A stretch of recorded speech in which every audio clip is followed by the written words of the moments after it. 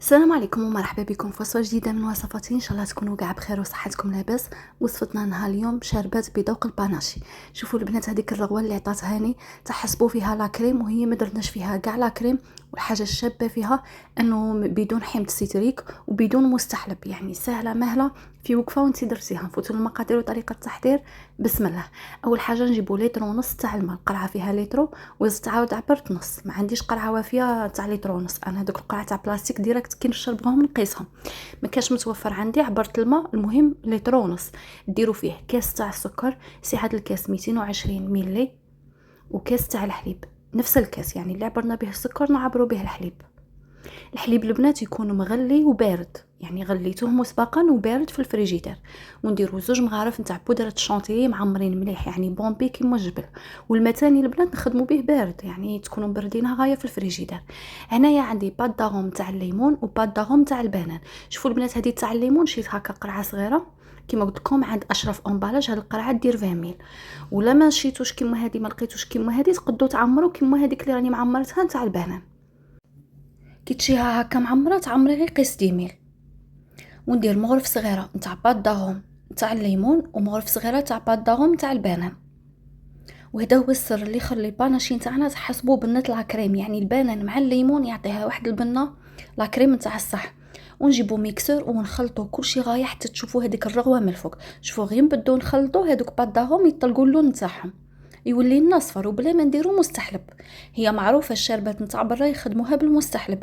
المستحلب البنات كيف تقدروا تعمروا قرعه هكا بديميل، يعني اللي بغي يشري هذيك الكبيره، بصح الكبيره تطول معاكم بزاف، هذوك يشروها غير اللي يخدموا المشاريع. المهم انا في الوصفه تاع اليوم سهلتها لكم، ما فيهاش كاع المستحلب، غير باد داغوم تاع الليمون وتاع البنان وانت خدمتيها.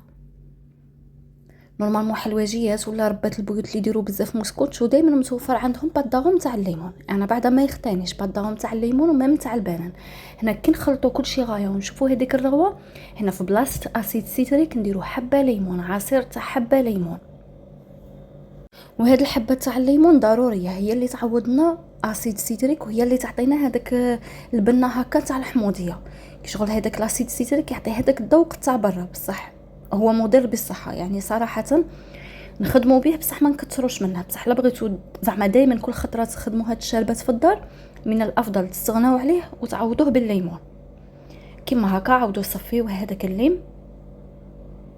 وهنا قبل ما نديروا الليمون خاصنا قبل نشعلوا الميكسر ونقعدوا نحركوا فيه عاده ونكبوا الليمون هكا باش هذاك الحليب تاعنا كيما نقولوا ما يتقطعش، خاطر راه فيها الشربات راه فيها الحليب.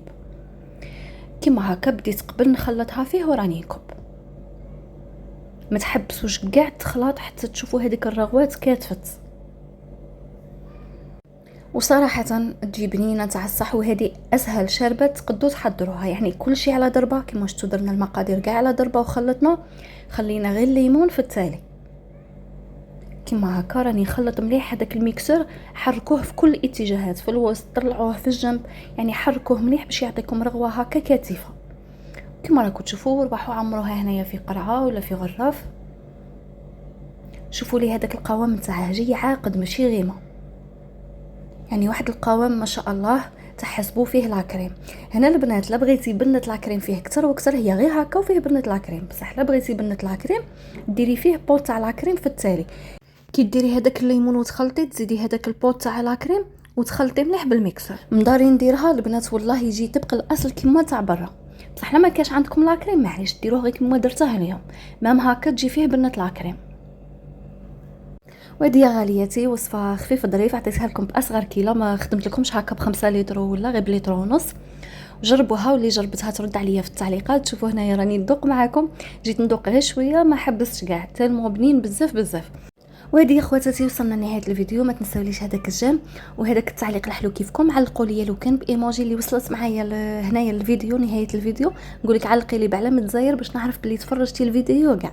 والى فيديو قادم استودعكم الله الذي لا تضيع ودائعه. السلام عليكم.